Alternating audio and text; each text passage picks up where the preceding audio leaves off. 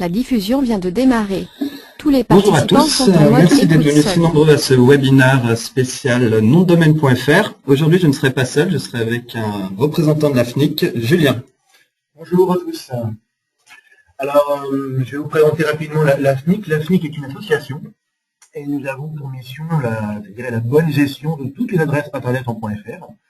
Nous avons aussi en gestion un certain nombre d'autres extensions qui sont en rapport avec le territoire français, comme l'île de la Réunion par exemple. Nous sommes aussi engagés, on en parlera un petit peu plus tard, dans un programme dont vous avez peut-être eu écho, surtout au travers de la presse, qui s'appelle le programme des nouvelles extensions, c'est-à-dire des extensions qui vont arriver dans les années à venir, telles que le point Paris ou le point BZH. Merci Julien pour cette introduction. Donc, nous allons tout de suite commencer par choisir une adresse internet. Quelles sont les questions à se poser? Alors, je prends le relais.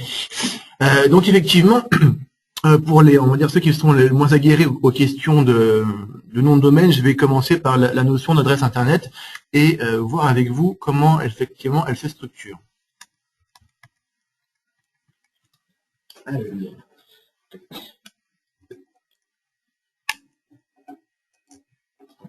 Alors tout d'abord, qu'est-ce qu'une adresse internet? Eh bien, une adresse internet, c'est la retranscription, l'équivalent, on va dire, de votre adresse postale sur le territoire digital. C'est la manière dont vos clients, vos prospects vont vous trouver, vont accéder à votre contenu ou à votre boutique. Alors cette fameuse adresse se compose tout d'abord du fameux 3W pour le World Wide Web, qu'on appelle dans notre jargon le préfixe. Par la suite, on a une chaîne de caractères ou une chaîne de mots qui est plus ou moins complexe. Cet élément, on pourra le détailler dans les slides suivants. Et enfin, l'extension. Dans l'exemple, on a l'extension.fr. Donc la chaîne de caractères plus l'extension forme ce qu'on appelle le nom de domaine. Et c'est vraiment sur cette partie-là que nous allons échanger ensemble. Et n'hésitez vraiment pas à poser vos questions, même au fur et à mesure. Je me ferai un plaisir, au pire, d'y répondre. Donc, pour aller un petit peu plus loin dans cette notion d'extension, en fait, il y a deux grandes catégories d'extensions. Les premières sont dites les extensions pays, hein, comme le .fr pour la France, le .de pour l'Allemagne, le .be pour la Belgique. L'autre catégorie sont les extensions génériques, le .com, le .org, le .net, le .info. Chacune de ces catégories, on va dire, a un sens qui lui est propre. Si on vient effectivement sur le .fr, là, on a un rapport à un territoire, à une communauté, à une langue. Sur une extension générique comme le .com, on va avoir une dimension plus internationale. Le .net va essayer d'avoir un côté un peu plus technique, par exemple. Maintenant, allons un petit peu plus loin dans cette réflexion. Et on va prendre l'exemple de l'adresse www.programme.tv. Alors, ce qui est assez amusant, c'est de se dire à quoi correspond le fameux .tv. Pour ceux qui ne le savent pas, effectivement, le .tv en fait est une extension de pays qui correspond à l'archipel de Tuvalu. Donc, on repart effectivement côté Pacifique, mais le titulaire de ce nom de domaine a vraiment joué autour d'une signification autre du point .tv, que ce soit effectivement en langue française ou en langue anglaise. On a un rapport à la télévision en parlant de .tv. Donc avoir un nom de domaine en programme.tv permet dès le début en fait de ma relation avec l'internaute de lui signifier quelle est la typologie de contenu qu'on va avoir au travers de cette adresse. Et effectivement, quand j'utilise programme.tv, j'accède bien à un site de programme TV. Donc cet élément, et ça va être un point d'ouverture, il faut comprendre que un nom de domaine, ce n'est pas qu'un simple élément technique qui va vous permettre effectivement de relier un internaute à une machine qui héberge un contenu, mais c'est aussi un élément de promotion et il faut savoir en jouer. Alors, abordons maintenant les questions qui vont tourner. La première, c'est effectivement adapter votre nom de domaine à votre cible. L'idée derrière, c'est de se dire, vous avez effectivement des cibles qui peuvent être différentes, de langues différentes.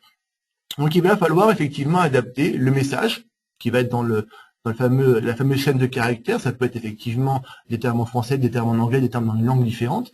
Et en même temps, jouer aussi sur l'extension.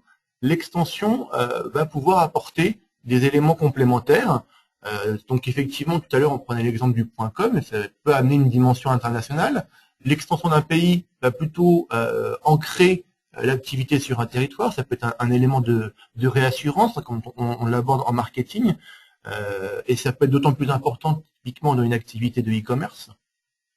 Pour la petite anecdote, très souvent aujourd'hui, on va dire les grandes entreprises qui ont une présence au moins au niveau européen jouent cette approche-là, c'est-à-dire qu'au travers du nom de domaine en .com, on accède plutôt au site dit institutionnel en langue anglaise avec toutes les informations, et puis après, ils font des déclinaisons de leurs différents sites produits dans la langue avec l'extension du pays qui correspond. Toujours pour jouer effectivement la notion de proximité. Élément suivant, effectivement, sécuriser votre adresse Internet sur le marché principal, mais aussi sur l'avenir. Ça veut dire qu'effectivement, à la manière du travail qui peut se faire dans un business plan, il faut faire une projection. Aujourd'hui, effectivement, vous pouvez être dans une démarche de démarrer une activité sur le sol français, donc ça va être votre premier marché. Et dans cette dynamique-là, votre adresse Internet, elle va être constituée d'un nom de domaine. Ce qu'on recommande plutôt, c'est d'avoir une version .com plus l'extension du pays, donc dans le cas .com plus .fr.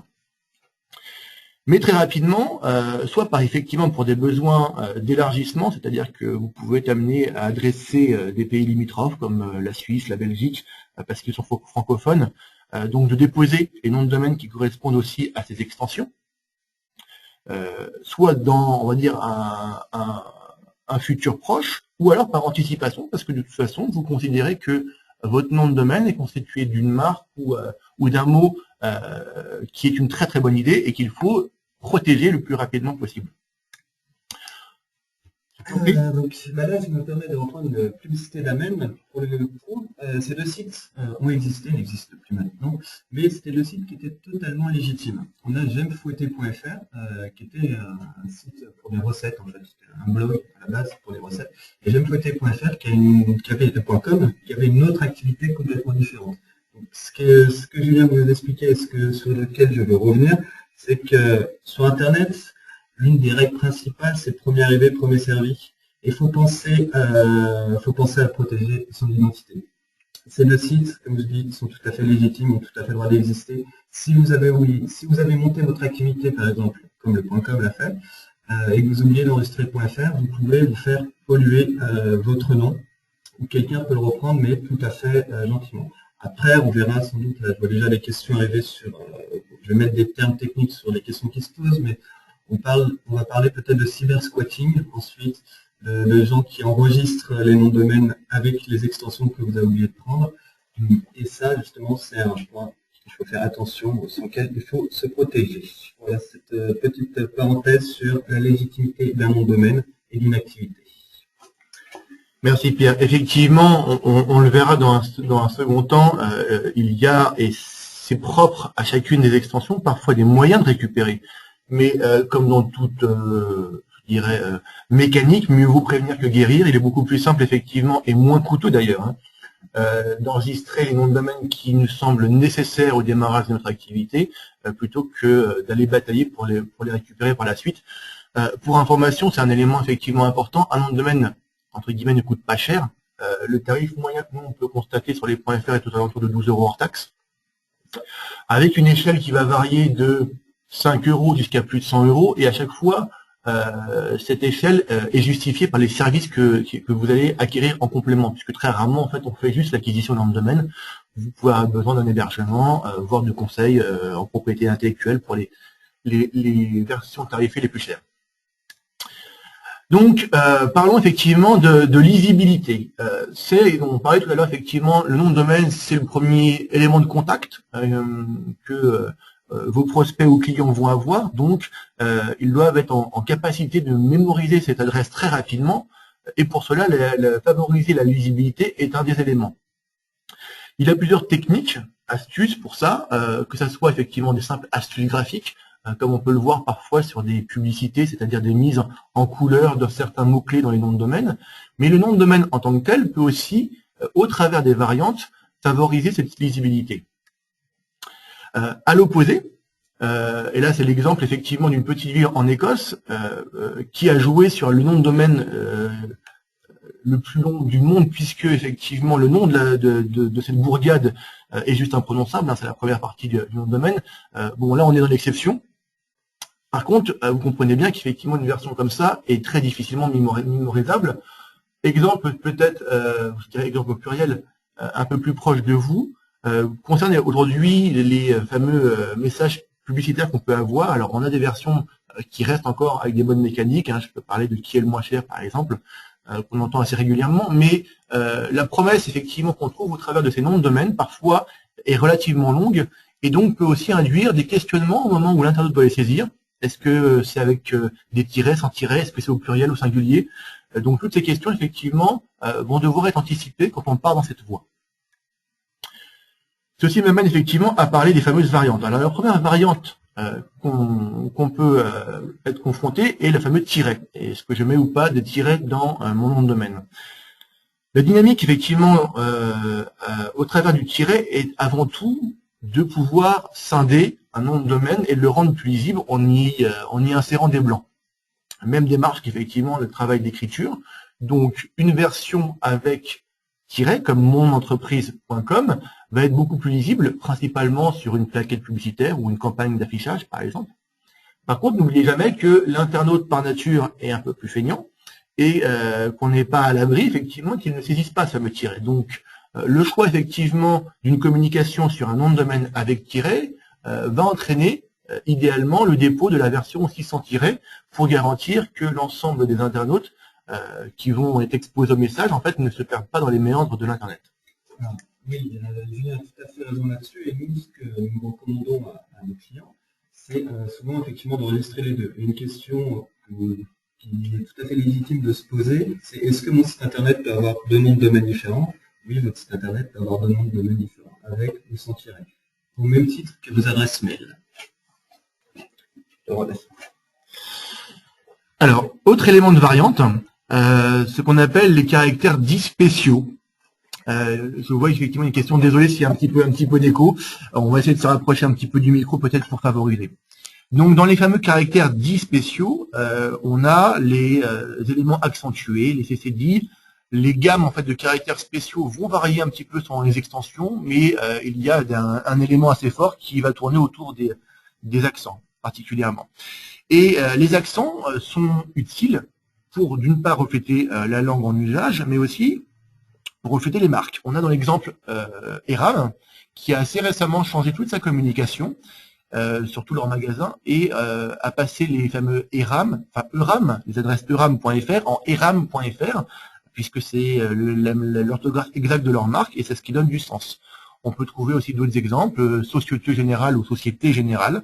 Donc tous ces éléments, effectivement, sont assez naturels. Alors, on peut vous poser la question de est-ce que les internautes ont l'habitude ou pas de saisir. Alors effectivement, on parle plutôt d'une frange, peut-être une frange qui est un peu moins aguerrie à l'usage d'Internet, néanmoins, l'usage des accents, on peut les retrouver dans les recherches qui sont faites dans Google. Ça veut dire que vous n'êtes pas effectivement à l'abri qu'un internaute va essayer de saisir votre nom de domaine aussi avec des accents. Juste finir sur un point, c'est plutôt un élément d'exemple. Pour ceux qui de temps en temps regardent les retransmissions de notre président à la télévision, depuis un certain nombre d'années aujourd'hui, on a derrière marqué Élysée.fr avec des accents, chose qui, on va dire, techniquement est assez récente. Donc on voit bien effectivement que même le service de communication de l'Élysée avait anticipé l'usage des accents. Alors, il y a une petite question qu'on me pose, c'est est-ce que les accents, c'est aussi dans mon adresse en .com? Est-ce que c'est spécifique à l'adresse .fr, à l'extension .fr? Alors typiquement les accents, on les retrouve aussi sur le .com. Là où on peut avoir des variantes, sur le .fr, on a aussi inséré le headset et le umlaut allemand, puisqu'en fait effectivement au niveau de la frontière est française, on a un usage aussi de la langue allemande qui peut avoir du sens, donc de pouvoir insérer ces caractères dans les adresses .fr qu'on ne retrouve pas derrière sur le .com. Donc c'est ce que je vous disais, il y a certains caractères qu'on ne retrouve pas, mais on va dire que la partie accentuée est plutôt un élément commun qu'on retrouve sur l'ensemble des actions. Autre élément de variante, l'orthographe. Alors là, dans l'exemple Tumblr, donc Tumblr est un système de microblogging un peu plus développé que Twitter, puisqu'on peut y insérer d'autres éléments complémentaires. Tumblr, pour un anglophone, au niveau de son orthographe, a du sens. Par contre, pour un Français, c'est peut-être un peu plus compliqué et on n'est pas effectivement à l'abri qu'il le saisisse EUR au moment donc de se connecter à votre site. Donc, si vous décidez d'avoir un nom de domaine qui, par sa construction originale, va avoir ce type de variante, il peut aussi être intéressant d'avoir sa même version avec les possibles variantes orthographiques. On peut imaginer effectivement qu'il y a une dizaine d'années, on était moins exposé aux marques avec les double O, donc on pouvait effectivement se poser la question de comment j'allais accéder à Google ou à Wanadoo ou à Yahoo par exemple. Pierre, je crois que tu as aussi un exemple là-dessus sur la partie orthographique avec Air France. Alors, c'est un petit peu différent, je vais quitter un petit peu les PowerPoints pour vous montrer un autre exemple, un exemple que j'aime beaucoup, qui est l'exemple d'Air France. Air France se sont aperçus d'une chose très très simple, c'est que ceux qui écrivaient Air France avec un E étaient une certaine catégorie de la population mondiale, et ce sont les Américains. Donc c'est peut-être aller vite, je vais peut-être vous le refaire. Si je tape airfrance.com avec un E, je suis ramené sur le airfrance.us et le vrai nom de domaine. Là, du coup, je suis sur le... Donc là, ça a montré une certaine analyse de la part des personnes qui géraient les noms de domaine.fr, mais ils se sont bien aperçus que voilà, les Américains ne savaient pas nécessairement écrire R comme il fallait l'écrire. Donc du coup, se sont dit, bah tiens, tous ceux qui ont tapé Air France avec un e.com, je vais les rediriger sur airfrance.us. Ils en ont peut-être d'autres, hein, je les connais peut-être pas tous, mais ça fait partie des exemples très intelligents où ils ont analysé d'où venait le trafic pour le rediriger vers la bonne personne, vers la bonne catégorie de personnes. Donc c'est un exemple à pas négliger.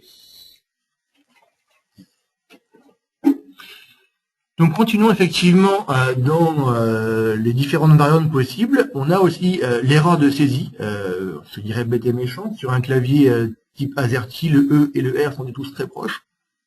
Ce type typiquement d'exemple est aussi utilisé par les gens qui font du travail autour du référencement, c'est-à-dire qu'on se rend compte dans les mots-clés saisis qu'il y a parfois des saisies malencontreuses qui vont à la place du E insérer un R. Donc vous pouvez avoir cette même logique de protection autour de donc exemple avec AR ou exemple avec AE.org. Et là, on rentre vraiment dans des dynamiques de stratégie. Donc, sur ces dynamiques-là, il n'est peut-être pas effectivement nécessaire de les amorcer dès le début de lancement d'activité. Sachez néanmoins que dès qu'on atteint une taille critique de business qui est d'autant plus liée au nom de domaine, il faut effectivement se poser ces questions-là et dès que vous avez commencé à les trancher, on verra un peu plus loin, surtout les consigner. Juste une toute petite parenthèse, il y a des questions qui arrivent, on répondra à la fin sur les questions, notamment ébénistes et le référencement un petit peu dessus, mais n'hésitez pas à continuer de les poser. Complètement, on abordera tous ces points-là. Donc démontrer votre proximité, là on vient effectivement un petit peu sur cette notion du rôle de l'extension dite pays dans une adresse internet. Si on est effectivement aujourd'hui dans une relation marchande électronique, on peut en tant qu'utilisateur sentir une certaine dilution quand on accède effectivement sur une adresse en .com par exemple, puisqu'on a du mal à savoir où est réellement le site e-commerce, le marchand derrière.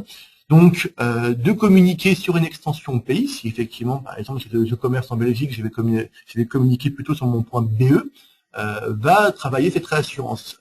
Pour vous démontrer un petit peu l'exemple, on a mené, donc côté.fr, une étude avec un institut connu qui s'appelle TNS Fress fin 2012, et sur cette notion de confiance, l'extension pays aujourd'hui pointe à 86%, sur un chiffre un peu moins fort forcément sur le .com, puisqu'on a plus de mal à le localiser. Donc on est aujourd'hui dans une démarche où d'une part le consommateur aime consommer localement et en même temps a besoin sur quelque chose qu'il a du mal à palper, puisque la transaction électronique par nature est dématérialisée, d'être assuré que il peut imaginer que le commerçant n'est pas très loin, il peut le joindre facilement. Je vous démontre effectivement, je voulais un petit peu anticiper ce fameux chiffre de 86%. Autre point, répondre aux attentes des consommateurs. Là, on est peut-être sur une particularité un peu plus française, mais comme vous le savez, on n'est pas forcément tous très très forts en langue étrangère. Donc, utiliser l'extension d'un pays, c'est encore effectivement lui indiquer la langue du contenu auquel il va accéder. Donc, c'est encore un élément complémentaire de réassurance dans cette dynamique. Voyons, toujours dans cette même enquête, on voit que 94% des Français considèrent que via un .fr, ils vont accéder à un contenu en langue française. Il y a vraiment ce lien très fort entre l'extension d'un pays, le lien par rapport à un territoire et le lien par rapport à une langue. Enfin, on a abordé très rapidement, mais on est aujourd'hui très fortement dans une tendance du Made in France. Donc, jouer aussi avec l'extension d'un pays, et là plus particulièrement l'extension .fr, c'est aussi rentrer dans cette dynamique, qui d'ailleurs peut se jouer à deux niveaux, aussi bien d'un point de vue local. Aujourd'hui, on souhaite effectivement, je l'ai abordé tout à l'heure, consommer local, mais aussi je le joue à l'export, démontrer un savoir-faire. Alors, on peut prendre des marchés comme le luxe ou comme les parfums, vendre du parfum en .fr sur le marché chinois, ça a peut-être plus de sens d'un point de vue commercial que de le faire en .com ou en .cn. Il y a après effectivement des questions qui peuvent se poser. Le cadre légal, très rapidement, sachez que chaque nom de domaine, de par son extension, en fait, va être régi par un cadre légal particulier, puisqu'en fait derrière il y a des entités qui sont localisées dans différents pays. J'en veux pour l'exemple, effectivement, tous les noms de domaine .fr donc sont gérés par l'AFNIC, l'association qui gère toutes ces adresses internet en .fr. Nous sommes de droit français, donc tous les litiges qui pourraient tourner autour d'un nom de domaine .fr se régleront en France. À l'inverse, sur un nom de domaine comme un .com, on est sur un cadre légal états-unien, donc les litiges se régleront sur un tribunal aux États-Unis, et donc effectivement, ça peut après complexifier des problématiques de relations.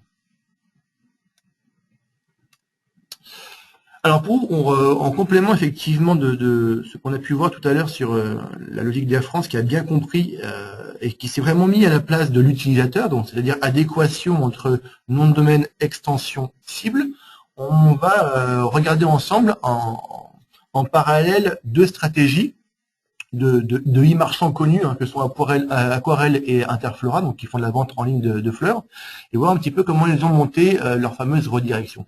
Donc sur Aquarelle, donc un démarrage effectivement en .com, j'accède bien à un contenu. Là, on reste sur du contenu en langue française, mais on aurait pu effectivement accéder sur la version anglaise. .fr, c'est toujours dans une bonne dynamique, et ça correspond bien à la promesse du marchand qui propose une livraison sur le territoire français, mais aussi dans les différents territoires qu'il couvre. Il parle de l'ensemble de l'Europe, donc au travers du aquarelle.eu, j'accède bien toujours au site Aquarelle. Donc l'ensemble de la promesse aujourd'hui se tient. Pour Interflora, dans la même dynamique, interflora.com, j'accède effectivement sur le site. Interflora.fr, ça marche bien. Interflora.us, donc .us étant l'extension pays pour les États-Unis. Là, j'arrive sur une page d'erreur. Alors, l'idée, il faut savoir qu'effectivement, la marque Interflora n'est pas celle qui est exactement utilisée par Interflora aux US. Néanmoins, en termes de protection, on parlait tout à l'heure de protection et d'adéquation, vu le coût d'un nom de domaine, ça aurait pu être intéressant de pousser la promesse un peu plus loin et d'avoir le interflora.us qui pointe au moins sur un support qui leur appartient, plutôt que d'avoir aujourd'hui un nom de domaine qui est libre, et donc qui pourrait les exposer à un moment ou à un autre aussi à des problématiques de cybersquatting ou autre. Alors rapidement, quelles sont les bonnes pratiques à avoir à l'esprit quand vous déposez vos noms de domaine et quand vous les gérez? Les premiers, c'est de surveiller les échéances. Il faut savoir qu'un nom de domaine, vous n'en faites pas l'acquisition à vitam aeternam, vous en avez pour une durée qui est une durée déterminée, alors qui va aller selon les prestataires et les extensions de 1 à 10 ans maximum. Donc derrière, ça veut dire qu'il y a des échéances qui doivent être suivies. Pour cela, le meilleur élément, et en général là-dessus, les revendeurs de noms de domaine jouent bien le jeu, c'est-à-dire qu'ils vous informent, parfois 30 jours, puis 15 jours, puis 7 jours avant ces fameuses dates d'échéance, et ils vous informent très souvent par email. Or, au moment du dépôt de vos noms de domaine, si vous avez utilisé une adresse individuelle plutôt qu'une adresse générique, j'entends par une adresse générique une adresse qui va permettent d'arroser quelques personnes dans une structure. Et bien si cette personne entre-temps a quitté la société et si le compte email par exemple a été coupé, et ben tous les rappels d'échéance en fait arrivent nulle part et donc vous perdez cette fameuse visibilité sur les échéances. Donc il est important et encore plus quand vous avez effectivement un business model qui tourne sur des noms de domaine, que l'ensemble des éléments de coordonnées soient actifs et permettent de bien recevoir ces échéances. Autre élément, le titulaire doit être impérativement l'entreprise. L'idée derrière, c'est qu'effectivement, vous pouvez confier à un prestataire l'enregistrement des noms de domaine, parfois même ça se fait dans le cadre de la création du site internet. Et dans cette on va dire, délégation que vous faites auprès de vos prestataires, vous devez vous assurer que le nom de domaine vous appartient bien, qu'il est bien enregistré au nom de votre entreprise, puisque un nom de domaine, c'est un actif d'une entreprise. Ça se valorise, on en parlera un peu plus tard, mais dès qu'un nom de domaine est connu, a du trafic, il vaut en général bien plus cher que les 12 € que vous avez pu mettre au moment de son dépôt.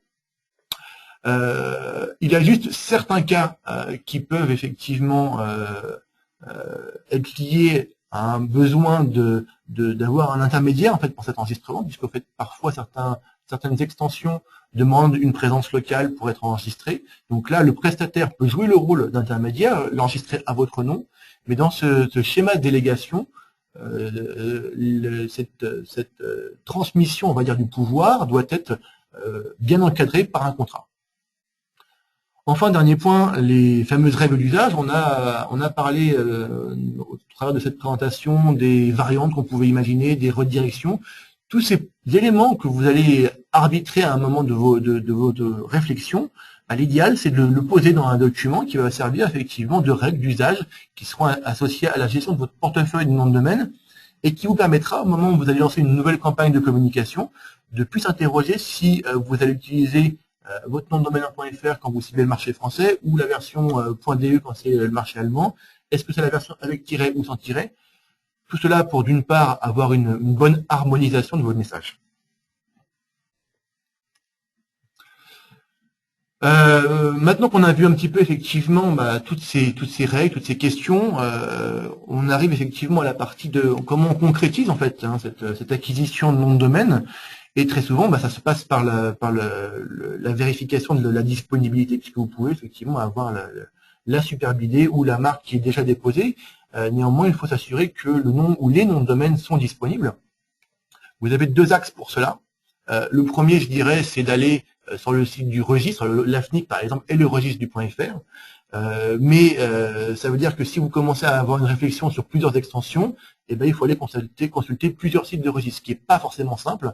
Donc, on tend plutôt à conseiller d'aller sur le site d'un prestataire comme Amen, qui au travers de son outil peut interroger directement toutes les bases de données disponibles. Alors, Julien, juste me permettre, est-ce que tu peux nous montrer un exemple, comment est-ce qu'on fait pour vérifier si un .fr est disponible, parce que, comme tu disais, on peut le vérifier sur l'AFNIC. Alors, on va aller sur l'AFNIC.fr. Donc là, où est-ce qu'on va? Qu'est-ce qu'on peut vérifier? Comment pour savoir si un nom de domaine est libre ou pas libre pour mon futur projet? D'accord. Donc effectivement, tout se passe donc sur la page d'accueil. Vous avez une boîte sur la partie droite qui s'appelle ce nom de domaine est-il disponible. Donc dans le champ, vous allez pouvoir saisir cette fameuse chaîne de caractères qui va refléter votre marque ou une promesse commerciale. Prenons effectivement Amen par exemple. L'extension, on reste sur du .fr. Vous avez effectivement d'autres types d'extensions qui sont disponibles. Alors, qui sont disponibles parfois à l'enregistrement. Certaines sont, on va dire, fermées aujourd'hui à l'enregistrement, mais restent actives. Je peux prendre l'exemple du .com.fr ou du .tm.fr qui aujourd'hui, vous ne pouvez plus les enregistrer. De toute façon, aujourd'hui, il y a une vraie tendance à simplifier, on va dire, les noms de domaine. On parlait tout à l'heure de la mémorisation et de la lisibilité. Donc, plus vous insérez des éléments, plus c'est complexe. Donc, aujourd'hui, on va plutôt favoriser quelque chose qui se fait, on va dire, sous la racine, donc en amen.fr. et je lance effectivement la demande de vérification. Donc j'arrive sur un résultat qui s'appelle un résultat issu d'un outil, le WIS, et qui me donne différents éléments de lecture. Donc le premier, c'est effectivement est-ce que le nom de domaine est actif. Il l'est, qui l'a enregistré, c'est le bureau d'enregistrement Amen, forcément. La date de création, donc on a une date que le nom de domaine est amen.fr est très très vieux, donc une date générique en 1999. La date anniversaire, c'est-à-dire la date à laquelle l'enregistrement va être renouvelé. Alors là, on a une petite variante qui est propre au .fr, c'est-à-dire que le .fr à notre niveau est reconduit automatiquement. Et c'est au titulaire ou au bureau d'enregistrement en fait de se dégager de ce renouvellement selon le souhait du titulaire ou pour des questions effectivement de non-paiement, parce que derrière effectivement c'est reconduit. Troisième point, on a les fameux serveurs donc qui permettent de savoir où sont enregistrées les informations qui sont liées au nom de domaine, et puis après on a les éléments de contact, donc qui est possesseur, qui va gérer techniquement et administrativement le nom de domaine. Donc si je comprends bien, là je peux refaire une autre recherche, je peux faire blablabla et voir si ce nom de domaine en .fr est libre. Voilà. Et là on nous affiche le message qui est donc différent, on nous dit bien qu'il est disponible à l'enregistrement et on propose après effectivement de faire cette démarche-là. Donc vous voyez, c'est effectivement très très simple pour le .fr. Dans le cas, et on peut peut-être en faire des expériences sur le site d'Amen, on va pouvoir faire effectivement une recherche sur plusieurs extensions, puisque Amen est bureau d'enregistrement de plusieurs extensions. Donc, on va pouvoir avoir dans le même acte une réponse plus riche que ce que peut proposer le site du registre. Effectivement, au niveau de la FNIC, on a la capacité de pouvoir faire des recherches sur le site compte.com. Donc là, j'ai repris le même nom de domaine que j'ai cherché sur le site de la FNIC. Je cherche sur le site d'Amen savoir si le site est disponible.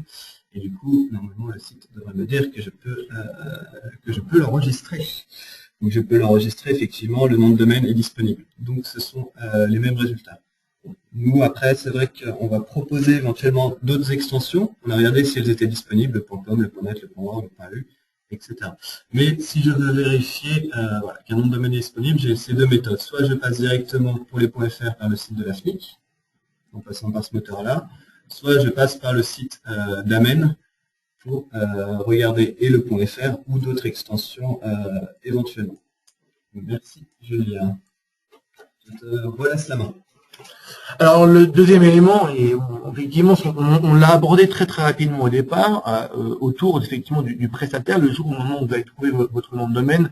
Alors soit vous avez déjà sélectionné un prestataire comme Amen pour faire ces éléments de recherche, mais en fait ce qui va derrière conditionner le prix, ça va être les fameux services associés. Et chaque besoin, on va dire, est particulier. Vous pouvez effectivement avoir besoin juste d'un outil, ce qu'on appelle un type site builder, donc qui va vous permettre de créer un site très très rapidement avec des éléments déjà configurés, ou à aller jusqu'à du serveur dédié, ou alors on a aussi dans nos revendeurs des conseils en propriété intellectuelle, donc qui vont être capables de vous accompagner au moment du dépôt du nom de domaine, dans le dépôt de la marque, ainsi de suite. Donc ça vous permet effectivement d'être au plus près de votre demande et de trouver effectivement le prestataire qui va vous correspondre le mieux. Enfin, parlons d'un élément complémentaire qui est le marché de l'occasion. Je l'appelle vulgairement le marché de l'occasion. Le nom officiel, c'est le second marché. Et cet élément, effectivement, va vous permettre d'acquérir un nom de domaine qui est déjà enregistré. Ce que je disais très justement tout à l'heure, Pierre, dans la règle des noms de domaine, très souvent, on est sur le premier arrivé, le premier servi. Donc, vous pouvez, au moment de la recherche de disponibilité, vous trouver confronté à un nom de domaine qui est déjà pris par quelqu'un, mais qui, dans sa dynamique, n'a peut-être pas, on va dire, un vrai usage commercial, parce que lui, il n'a pas forcément de marque ou d'utilisation liée à ce nom de domaine. Donc, il peut être dans une situation où il est prêt à vous le rétrocéder. Pour ce faire, en général, soit vous prenez contact directement avec la personne qui est titulaire de ce nom, ou vous passez par des plateformes. Il y a plusieurs plateformes qui existent sur Internet qui, en général, servent d'intermédiaires et sont un peu spécialistes de ce second marché. Et ce qui est intéressant, effectivement, c'est qu'au travers de ces plateformes, on a, nous, des retours d'informations sur les tarifs. Il faut savoir que, alors je vais prendre toujours l'exemple du .fr, puisque c'est le marché que je connais le mieux quand même. On a un tarif médian aux alentours de 1100 € de mémoire sur un point .fr, sachant que une grande partie aujourd'hui des transactions se font plutôt aux alentours de 100, 150 euros. Et forcément, ils sortent de quelques pépites, puisque derrière, dès qu'un nom est connu, un trafic, voire même un site web établi, eh bien, il peut se monnayer plus cher. C'est un vrai actif, on en parlait tout à l'heure. Donc, je vais prendre l'exemple de Crédit.fr, qui s'est vendu il y a 2 ans de cela, 650 000 euros. Derrière, il y avait un trafic établi depuis plusieurs années. Donc, c'est une grande banque française qui l'a racheté. Et en comparaison, puisqu'il faut toujours le voir comme ça, en comparaison d'une campagne de mots-clés Google, par exemple, ça peut être intéressant de racheter un beau nom de domaine qui a du trafic et qui va me le pérenniser dans le temps. On a aussi encore des exemples qui vont bien au-delà. Il y a eu des grosses pépites autrefois, type le toys.com, qui a été racheté par Toys R Us. Il y avait un vrai rapport à la marque. Là, on parle de plusieurs millions de dollars. Toujours derrière, on a un trafic qui va être pérennisé au travers de ces adresses Internet. Je vais aussi en profiter pour citer un autre exemple que j'aime bien, que tout le monde doit connaître.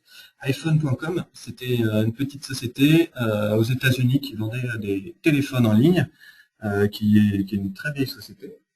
Et Macintosh, Apple, a racheté iPhone.com 1 million de dollars. Donc là, on parle bien juste du nom de domaine, parce que la personne avait acheté 12 euros, enfin 12 dollars, et là, il s'est permis de la revendre 1 million de dollars à iPhone, à Macintosh, pour pouvoir pour qu'elle puisse enfin communiquer dessus. Donc, quand on parlait de ce marché d'occasion, comme le disait Julien, Crédit.fr, on parle bien juste du nom de domaine, on parle même pas du site en lui-même, des fichiers HTML, des images ou de l'activité, on parle juste du nom de domaine. Donc, il faut bien faire attention à ce rapport nom de domaine, site web et entreprise. Voilà. Alors, si je m'abuse, effectivement, on arrive à la fin de notre présentation. Je vous propose maintenant qu'on passe au jeu des questions-réponses. Alors, on a un grand nombre de questions sur les futures extensions. Donc, on en a notamment quelqu'un qui nous parle de l'extension PointBank. Julien, est-ce que tu peux nous parler un peu plus des nouvelles extensions? Est-ce que l'AFNIC va gérer des extensions spécifiques? Alors oui, donc pour remettre un petit peu dans on va dire un rapide contexte historique, ces nouvelles extensions en fait sont un programme qui a été lancé par l'organisme qui gère l'ensemble des extensions de .fr au-dessus de nous, qui s'appelle l'ICANN. Ce programme a été lancé en 2008 à Paris et est devenu quelque chose de beaucoup plus concret en 2012.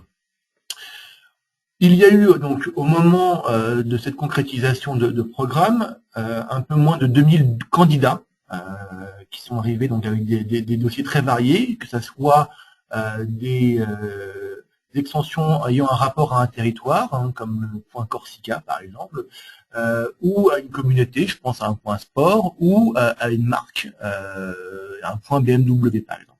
Donc vous voyez bien qu'effectivement il y a 3 grandes catégories de nouvelles extensions possibles, chacune ayant aujourd'hui des stratégies qu'on commence un petit peu à voir émerger ou qui restent encore un peu secrètes. Donc ces nouvelles extensions vont aujourd'hui diversifier le marché. Elles vont arriver début 2014 pour les premières. Et vont permettre effectivement peut-être de repenser toujours dans cette question de créativité des stratégies de nom de domaine afin de soit prendre un nom avec un beau terme générique par exemple, ou d'utiliser une extension qui a plus de sens par rapport à sa cible. Donc nous au niveau de l'AFNIC, on accompagne aujourd'hui 17 porteurs de projets. 17 extensions. Donc 17 extensions derrière. Les plus connues, puisque ce sont effectivement celles dont aujourd'hui on peut parler dans les journaux, sont les extensions régionales françaises. Donc je vous parlais du point Corsica, il y a le point Aquitaine, le point Alsace, le point BZH pour nos amis bretons et le point Paris. Alors, on a des questions. Est-ce légal de réserver des noms de domaine sans les exploiter dans le but de les revendre? Alors, très bonne question. Effectivement, la notion de légalité, du moment qu'on n'a pas de problématique d'atteinte à une marque, oui, c'est légal. C'est entre guillemets un jeu de spéculation. C'est comme acheter un bien immobilier et le revendre dès que le marché va repartir. Donc on est effectivement, tant qu'on n'a pas un souci en insérant des noms de domaine qui vont comporter une marque connue ou je dirais un équivalent plus ou moins orthographique d'une marque, oui, c'est tout à fait légal. Alors, par exemple, est-ce que moi j'ai le droit d'enregistrer Facebook avec 3o.fr? Donc là, on voit effectivement qu'on a une atteinte possible à la marque Facebook. Typiquement, en général, ça se règle au niveau d'un tribunal, mais on a une atteinte à l'image, si en plus derrière il y a un contenu un peu perversif au travers de ce site-là, qui peut être très gênant. Donc Facebook est tout à fait en droit, d'une part, de demander à ce que cette atteinte s'arrête, voire de se voir rétrocéder le nom de domaine. Alors, j'ai une autre question. Plusieurs noms de domaine vers un même site, ce n'est pas du duplicata de content. Donc ça, c'est une question pour les gens qui ne savent pas forcément. C'est une question qui est très orientée référencement. Non, c'est pas du duplicata de content à partir du moment où vous faites bien les choses. C'est-à-dire que vous pouvez réserver le .com, le .fr, le .u et toutes les extensions avec des tirets ou sans tirets, mais configurer votre hébergement ou votre serveur pour avoir un seul domaine principal. Et les autres noms de domaine vont être configurés en ce qu'on appelle en alias de nom de domaine. C'est-à-dire que le site va réagir de la même façon si c'est un .com ou .fr, mais sans faire de duplicata de contenu, sans faire on pourrait appeler ça, on va dire, des redirections permanentes. C'est-à-dire que voilà, je tape le .fr et on dit à Google, bah voilà, j'ai protégé le .fr et je le redirige vers le .com d'une façon permanente. Donc non, il n'y a pas de duplicata de contenu. Après, si quelqu'un s'amuse à enregistrer toutes les extensions et à faire on va dire des redirections temporaires vers le site principal, ou pas forcément de redirection et mal configurer son hébergement et son site web, dans ces cas-là, ça peut être du duplicata de contenu. Mais Google reste quand même assez intelligent, il a conscience qu'on ne peut pas toujours configurer l'hébergement comme on le souhaite, si on est chez des petits hébergeurs, par exemple, ce qui n'est pas le cas d'Amen. Donc, non, il fait attention, mais du moment qu'on n'abuse pas de ce côté-là. Voilà, c'est bon pour le duplicata de contenu. Je vois qu'il y a encore une question autour du référencement, c'est un point que je vais aborder en complément. Oui, le nom de domaine peut contribuer dans une certaine mesure au référencement, alors sachant qu'effectivement les règles ont évolué il n'y a pas très longtemps, qu'elles continueront à évoluer, donc ce que je vous dis aujourd'hui est un instant T. Ce qu'on sait, c'est que l'extension, et plus particulièrement l'extension de pays, peut être favorisée dans les remontées de Google quand elles sont filtrées par langue. C'est-à-dire que si vous choisissez les résultats en page francophone, ça va être plutôt des noms de domaine en .fr qui vont remonter. Donc il y a une certaine influence là-dessus. L'autre question, c'est l'usage de mots-clés dans les noms de domaine. C'est-à-dire que il peut avoir un certain intérêt à indiquer dans mon nom de domaine mon activité. Je suis ébéniste, par exemple, donc ébéniste-Paris ou ébéniste-Lille. Donc ça va être pris d'une certaine mesure en compte. Par contre, il faut faire très attention puisque Google aujourd'hui est beaucoup plus sensible qu'autrefois à la multiplication de noms de domaine avec plein de mots-clés qui pointent vers le même site. Et en fait, il faut toujours considérer que Google, ce qu'il va chercher, c'est une lecture la plus humaine possible. Donc, dès qu'en fait on va au-delà de ce qui peut avoir du sens pour l'utilisateur, et ben il peut considérer qu'il y a tentative d'usurpation à l'algorithme, et donc il peut sanctionner. Mais n'oubliez pas effectivement qu'un nom de domaine qui a du sens est avant tout l'utilisateur. C'est-à-dire qu'effectivement, utiliser ébéniste-paris.fr va tout de suite signifier à l'internaute ou à la personne qui va être exposée à mon message publicitaire mon activité, mon lieu, plutôt que monsieur-martin.fr. J'espère que ça a répondu c'était une des premières questions par rapport à Ébéniste qui avait été posée. J'ai une autre question tout à fait légitime. Quelles sont les limites d'un nom de domaine? Alors les limites, je suppose que la personne parle au niveau des caractères. Alors moi je connais certaines. Il faut savoir que chaque extension a ses propres limites. Un nom de domaine en .fr aura un nombre de caractères précis qui n'est pas forcément le même pour un .eu, un .com, un .de. Par exemple, un nom de domaine, ça d'une façon générale, ne peut pas commencer par un tiret, puis ça n'aurait pas de sens. Après, je pense que Julien peut peut-être nous dire un peu plus les limites du nom de domaine en .fr. Alors sur les règles, effectivement, sur la structure même, donc je vais prendre un exemple de, on va prendre donc amen.fr. La chaîne amen en tant que telle ne peut pas dépasser 63 caractères. Ça c'est commun à toutes les extensions. Si je veux aller au-delà, eh bien je pourrais faire par exemple mon.amen.fr. Donc la chaîne amen peut avoir 63 caractères et la version avant, mon, peut aussi avoir 63 caractères.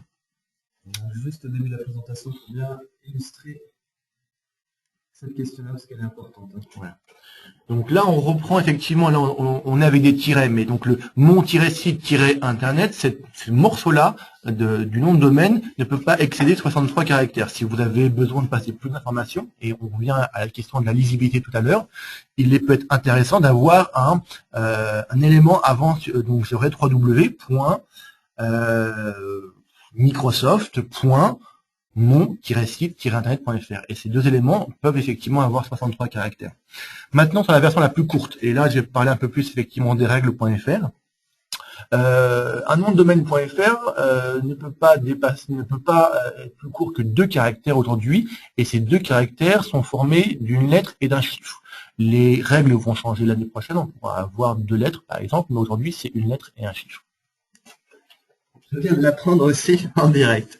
Merci pour ces infos. Alors j'ai encore plusieurs questions. Mettre un code postal dans l'adresse, est-ce intéressant ou pas pour le référencement? Alors je pense que ça peut être intéressant à partir du moment où vous avez un marché local, enfin un marché régional. Si vous êtes, je reprends l'exemple ébéniste du coup, ou peut-être pas ébéniste, peut-être boulangerie, qui est vraiment plus local. Si vous êtes dans une région avec un code postal avec plusieurs villages, on va prendre un autre exemple. On va prendre l'exemple de Paris, qui reste le plus simple. Il y a des codes postaux en fonction de chaque arrondissement. Par exemple, chercher un ébéniste dans le 15e arrondissement, et ben mettre ébéniste-75015 peut être une stratégie. Mais ça sera une stratégie qu'à partir du moment où vos clients sont proches de vous. Si votre but est de vendre dans tout Paris, je pense que c'est pas nécessairement judicieux de mettre le code postal dans votre nom de domaine.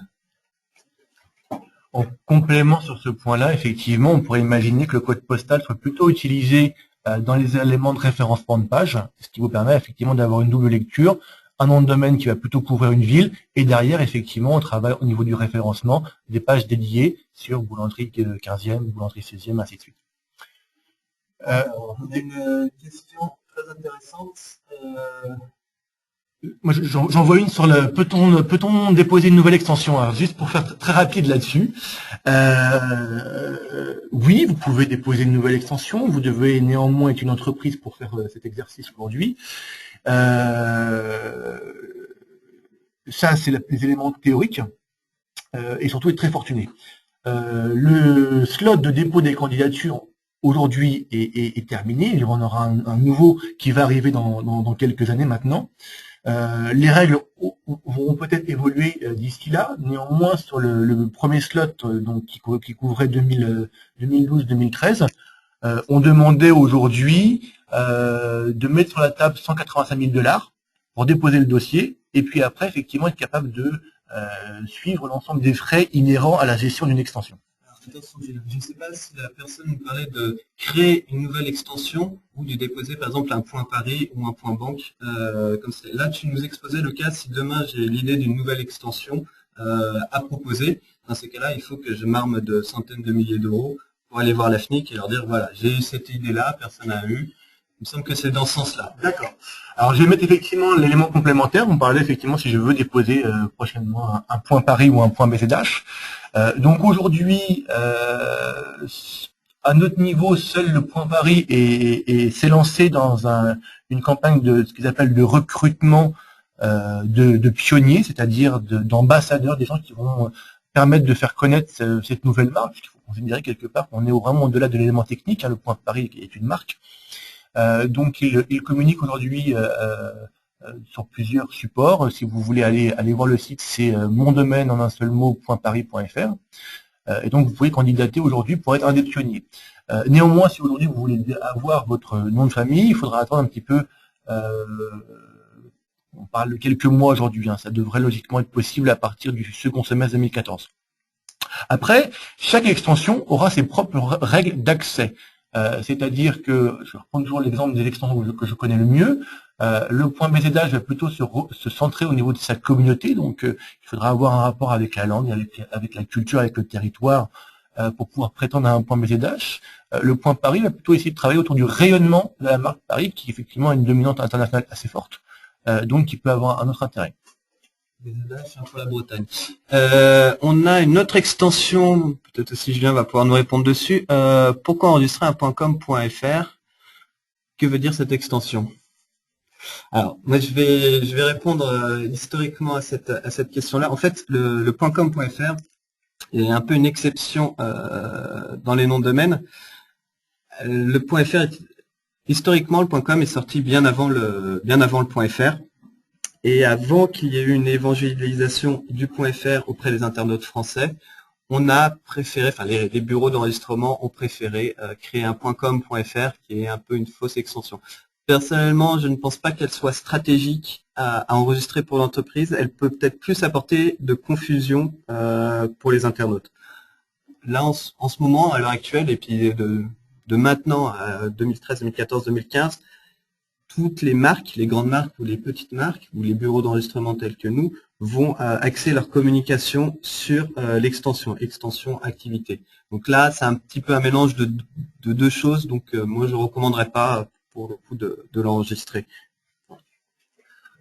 Pour compléter, de toute façon, vous êtes tranquille, aujourd'hui, vous ne pourrez plus déposer un .com.fr. Ils sont actifs, mais ils ne sont plus possibles à l'enregistrement. Il faut aussi avoir à l'esprit que alors, le .com, historiquement, ça veut dire commercial. Donc, il y a 10 ans de cela, la logique aussi au niveau du .fr était de proposer des extensions, des sous-extensions qui correspondent effectivement à des secteurs. Donc, on avait du .com.fr, on avait du .tm pour trademark.fr, et puis il y avait même ce qu'on appelait des sectoriels, hein, des avocats.fr, pharmaciens, cci.fr. Donc voilà, ça a répondu à des besoins qui aujourd'hui effectivement au travers des évolutions des usages sont peut-être un peu moins évidents, et on le voit d'ailleurs, hein, c'est l'ensemble de nos homologues, cette tendance à la rationalisation afin de répondre aux besoins des internautes. Je te remercie Julien pour ta présence aujourd'hui pour ce webinaire. Il est midi, on va s'arrêter ici. Encore beaucoup de questions auxquelles on répondra comme d'habitude par le PowerPoint qu'on diffusera. Je vous dis à bientôt, et puis encore merci Julien pour cette présence de l'AFNIC. Merci à tous. Au revoir.